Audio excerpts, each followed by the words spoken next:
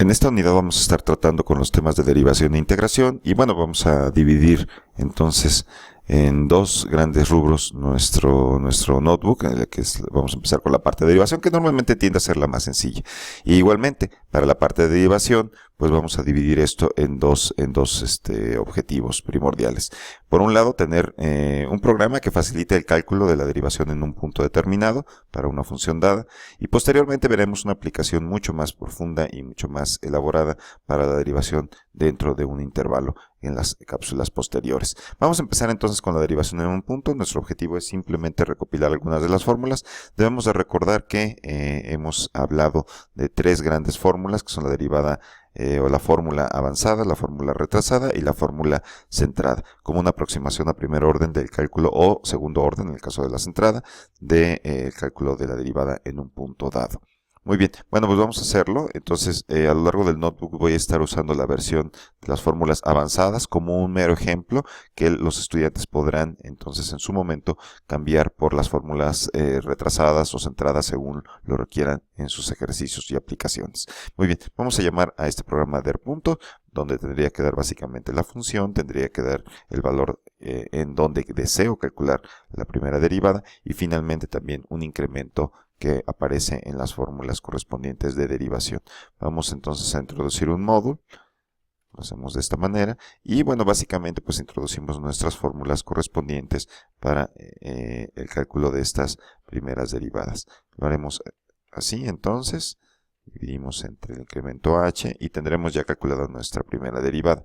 Vamos ahora a estar interesados en integrar toda una serie de reportes en relación a la precisión de esta derivada. Por lo tanto, pues para poder calcularlo de manera más precisa,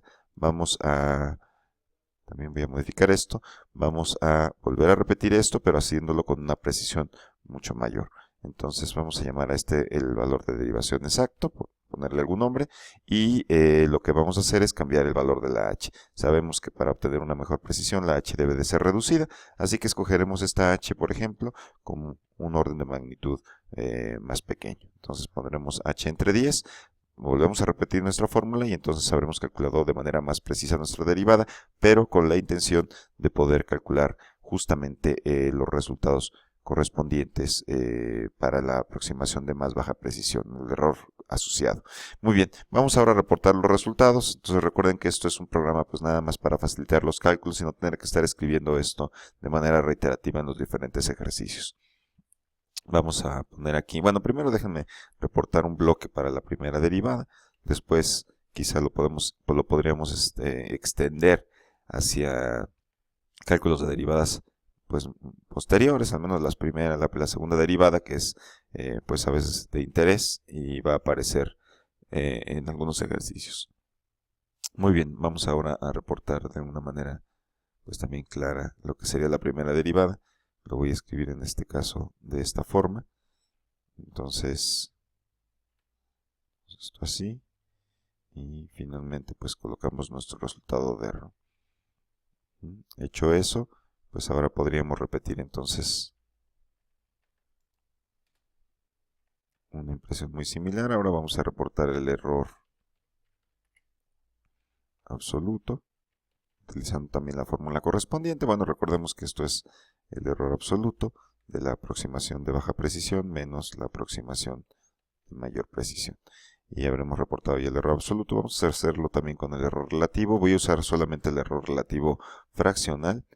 Si alguien desea, puede hacerlo con el error relativo porcentual, multiplicando adicionalmente por 10. Entonces colocamos aquí relativo y simplemente dividimos entre el valor absoluto de nuestra aproximación de mayor precisión. Y bueno, pues estamos listos. Prácticamente podemos cerrar ya el módulo. Colocar aquí nuestras variables locales der, hh y finalmente derex.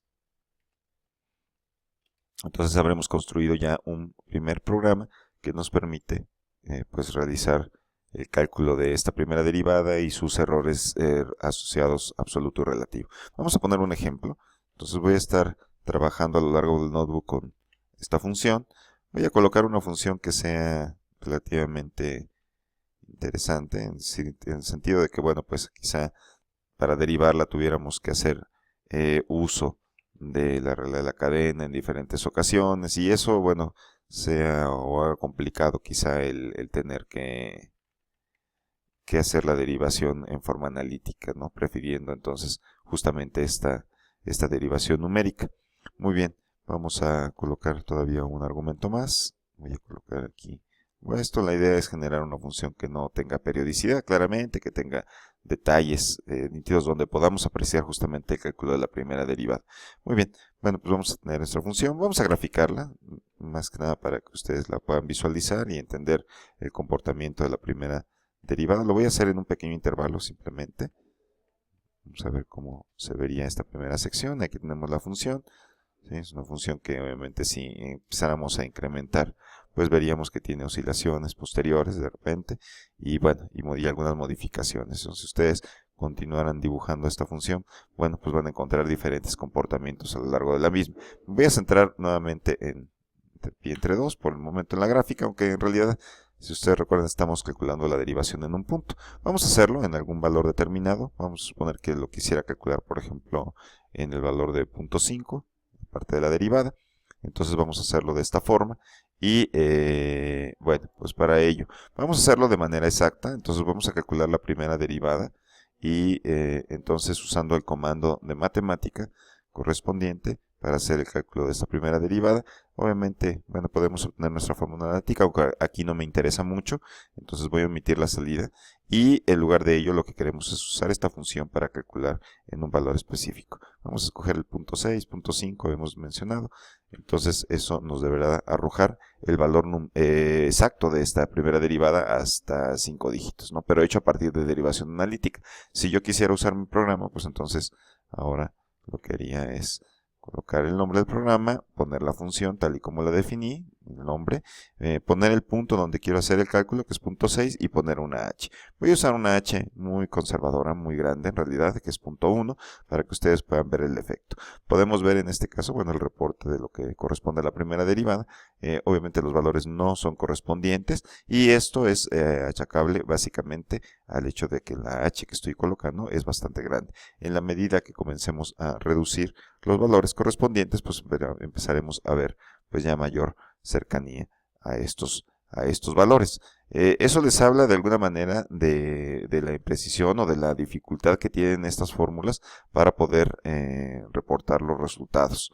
Estoy haciendo en ese momento algunas pequeñas mejoras mientras les explico un poco sobre lo que está ocurriendo. Vemos que vamos a ver a continuación que tenemos que hacer un gran esfuerzo por reducir la h para poder obtener resultados comparables. Obviamente eso ustedes no lo van a saber. Aquí estamos calculando analíticamente el valor de la derivada y comparándolo con el valor numérico, pero en la práctica pues no es posible hacer los dos cálculos claramente, así que tendremos que usar valores mucho más pequeños para h. Vamos a reducir todavía h un poco más. Podemos ver que bueno, pues ya nos estamos aproximando, pero ya llevamos una milésima, una 10 milésima. Vamos a ver, una 100 milésima, ¿sí? Y vean cómo poco a poco vamos avanzando en nuestra precisión en cuanto a los dígitos. He colocado aquí una millonésima para el valor de la h, ¿sí? Y entonces prácticamente ya tenemos un emparejamiento en los dos resultados pues relativamente adecuados. Muy bien, bueno, pues esto sería la parte de la primera derivada. Podrían ustedes quizá, dado la orientación de algunos de los ejercicios, poder ahora hacer una extensión de este programa, por ejemplo, para que también reporte lo correspondiente a segunda derivada. Básicamente lo que tendrían que hacer pues es copiar toda esta serie de instrucciones, basta con que las añadan después del cálculo de la primera derivada y claro, utilizar las fórmulas correspondientes para la derivación numérica de esta segunda derivada.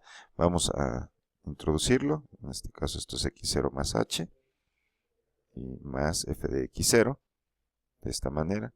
Entonces tendríamos ya nuestra fórmula correspondiente para la derivación, ¿sí?